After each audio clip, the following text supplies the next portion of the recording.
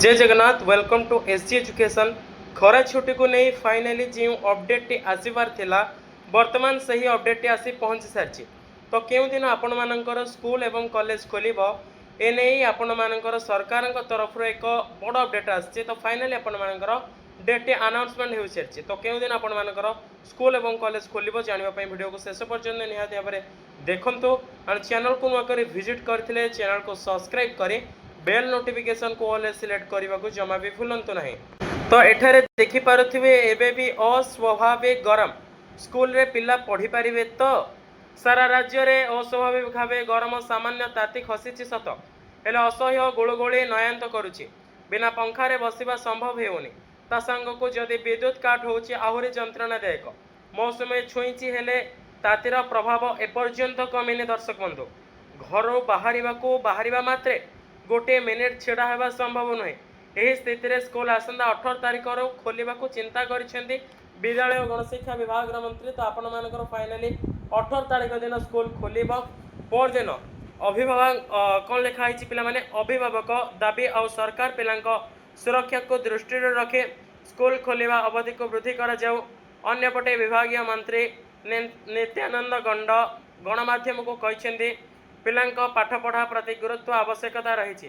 तेणु आसंता 18 तारिख में स्कूल खोल जदि 18 तारिख में अत्याधिक गरम हुए पिलांकर विद्यालय को जीवार असुविधा हुए तेज निश्चिंत भाव में पिलांक सुरक्षा को दृष्टि रखी से समय चिंता कर सूचना योग्य ग्रीष्म छुट्टी साधारणतः एक सप्ताह पूर्व कौन हो पिला माने ग्रीष्म छुट्टी साधारणतः शिक्षा वर्षर कैलेंडर अनुजाई होता है मे 5 रु जून 18 तारिख जाए हुए। चलित वर्ष ग्रीष्म प्रवाह को आखि आगे रखी पिला सुरक्षा दृष्टि एप्रिल 27 स्कूल छुट्टी आगुआ घोषणा कर अर्थात धार्य समय आपण मानकर एक सप्ताह पूर्व छुट्टी होती हेले वर्तमान पाणीपाग विभाग तथ्य अनुजाई तापमात्रा कमी सत किंतु आर्द्रता पाई भयंकर गुड़गुड़ी अनुभूति होउछे 45 रु 50 डिग्री ताती पर अनुभव होउछे बाहर गोटे मिनिट भी छिड़ा होगा संभव होना। एपर स्थिति में स्कूल खोलवा निष्पत्ति को नहीं अभिभावक शिक्षक संघ मान विरोध करिपाग विभाग तथ्य अनुजाई भुवनेश्वर आज तापमात्रा 37 डिग्री आपण मानकर थिला जहाँ स्वाभाविक ठार 2 डिग्री अधिक आर्द्रता 68% थिबारु ताते 45 डिग्री पर अनुभव होउछे।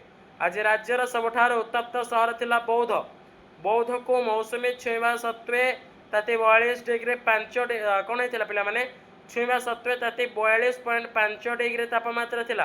संबलपुर पिला माने एही भली भाव में आपण मानकर ग्रीष्म बढ़ी बढ़ी चलछे पुरी में आपण मानकर थिला तातीर 2 डिग्री अधिक थिला।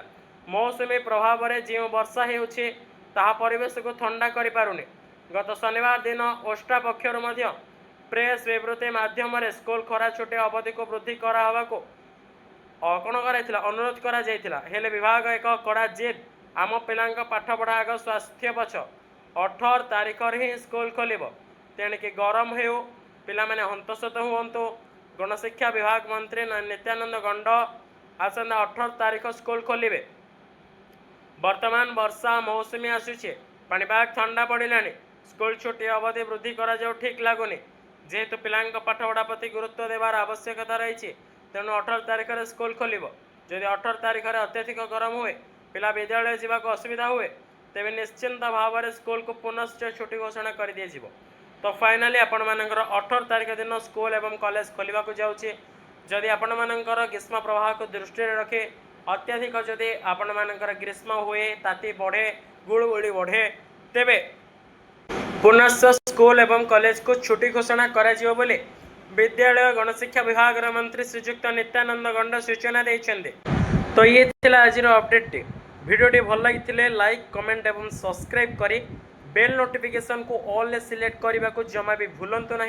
सांगसाथी मानक निहाती भाव में शेयर करूँ कारण पर दिन आसंता 18 तारिख दिन आपण मानकर स्कूल खोलने को जाऊँगी।